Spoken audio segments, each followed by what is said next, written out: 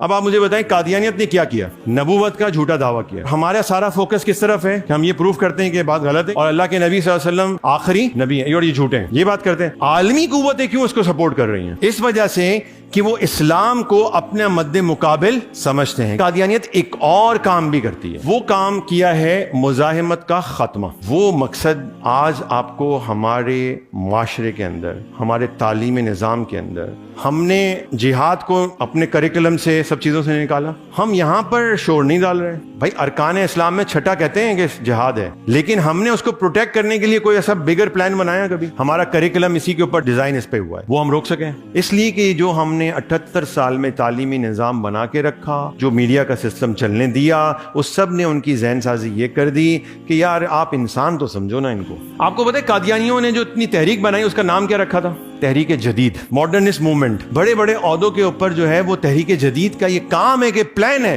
کہ ان کو وہاں پر بٹھایا جائے اور وہ خاموشی سے یہ کام کریں، اور وہ کرتے ہیں۔ الحمدللہ ہمارے بچے کو پتا ہے قادیانی کافر ہے، اس کو تو آپ نے سب کو بتا دیا، کانسٹیٹیوشن کا یہ پارٹ بنا دیا، لیکن اگلا جو کام جو قادیانی کرنا چاہ رہا تھا، اس کا مقصد جو تھا وہ پورا ہوا کہ نہیں ہو گیا؟ اگرچہ ہم نے اس کو کافر تک لکھوا دیا، اس کے باوجود وہ مقصد پورا ہوا۔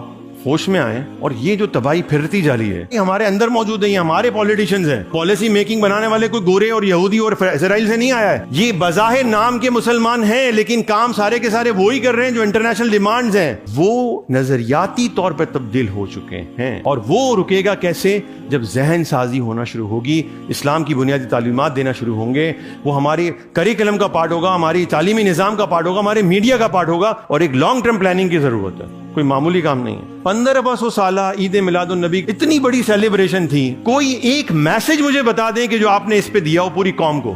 ہم نے کوئی نظام کی بات کی مجموعی حیثیت میں؟ پورا فلسطین تباہ و برباد ہو گیا، کہیں پر بھی نظام کی بات نہیں ہو سکی۔ اس سب کے باوجود بھی ہم جو ہے نا وہ شخصیت پرستی میں ایسے ڈوبے ہوئے ہیں اور ایسے جڑے ہوئے ہیں کہ بس ہمیں کچھ اور نظر نہیں آتا ہے۔